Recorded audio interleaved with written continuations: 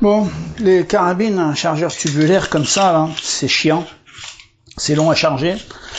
Alors sur la Browning, on charge par ici, c'est chiant. Sur les leviers sous garde, on défait là. Hop. On charge une par une les munitions là. C'est pareil, c'est chiant. Donc, solution qui m'a été suggérée par un abonné, que je remercie au passage, s'il regarde cette vidéo. Solution, c'est Speedloader, mais pour magasin tubulaire. Alors, celui-ci, ben voilà, on défait ici, on charge les cartouches, dans le bon sens, donc le cul en bas, hop, tac, tac, 3, 4, 5, 7 et 11. Pour le transport, on ferme. Voilà, c'est transportable. Alors là, je peux en fait, je peux en mettre 15 parce que celui-là, il est prévu pour éventuellement une carabine à levier sous garde catégorie B, puisqu'en catégorie B, levier sous garde en France, catégorie C, on est limité à 10, mais bon, voilà, pour les étrangers qui sont pas bridés. Sinon, ben, pour la Browning, on défait, c'est hyper simple. On enquille ici, et la voilà chargée. Hop, un quart de tour, et voilà, elle est chargée.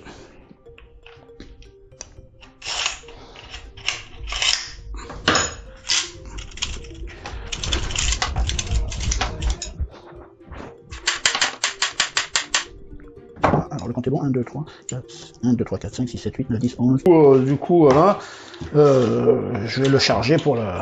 Puisque là, je vais pas m'en resservir, c'était juste pour la démo.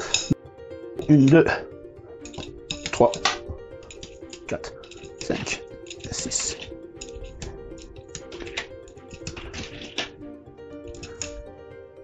Et 11. Et on ferme. Hop. Voilà, je suis prêt pour aller au stand. Le problème, c'est que ces tubes là que j'avais acheté pour un autre usage, dont je ne peux pas trop parler sur la vidéo, ça coûte cher. Du coup, je vous ai concocté une version low cost, très low cost, vraiment bon marché. C'est-à-dire que ici, j'ai 1, 2, 3 chargeurs pour une levier sous garde. Et ici, pour la Browning. Je vais ranger ça quand même. Donc, bah, même principe. Je débouche. 1, 2, 3, 4, 5, 6, 7, 8, 9 et 10. On va en mettre que 10 là. Donc, bah, quand il est transporté, le tube, voilà, il est fermé. Quand on veut charger,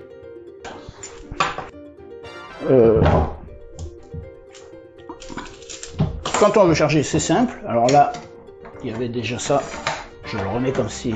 Voilà. Quand on veut charger, c'est simple. On enlève le tube de chargement. On présente l'embout là. On met au bout là. On tient bien. Hop. Et la carabine est chargée. Voilà. Prête à tirer.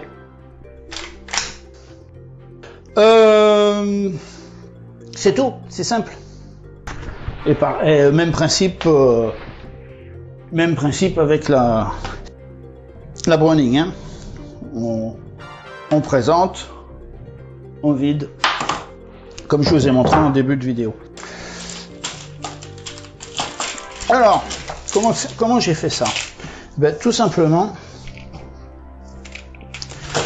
j'ai acheté ce tube là en 2,50 m, 80 centimes, les 2,50 m, au rayon Brico, au rayon jardinerie de mon Bricorama, mais je pense que dans toutes les autres marques, on doit trouver à peu près la même chose. Alors, c'est un peu gros par rapport à l'autre système. Par rapport à ce système, c'est un peu gros. Ce système a l'avantage de pouvoir rentrer dans le logement, et donc c'est plus facile à lancer, alors qu'avec ce système, il faut faire attention à mettre bien en face. Mais bon, ça marche bien quand même, c'est pas trop un problème. On va remettre ça.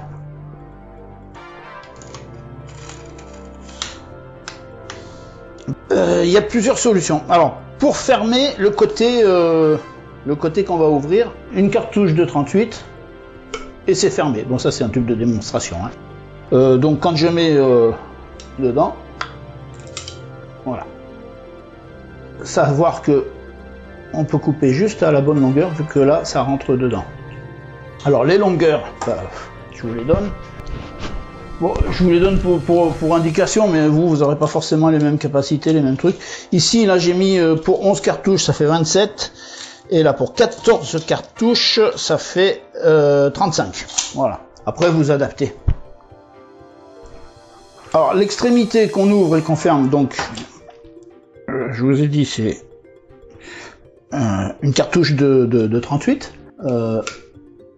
Bon, là, ça tient, mais des fois, elles peuvent être un peu bougées selon le tube. Alors, il y a deux solutions. Soit vous mettez un petit coup de pince croco, vous passez légèrement et là, ça sera plus ferme.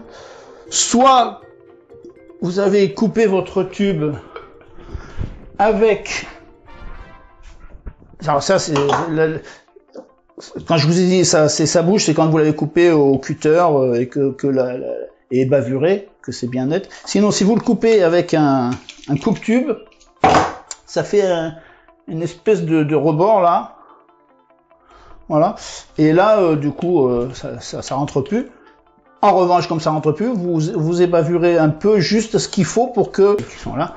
Voilà, ça rentre, mais c'est ferme. Et ça s'enlève quand même facilement. Alors...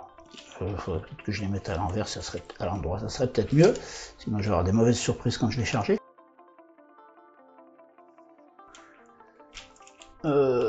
C'est des fois dur à défaire.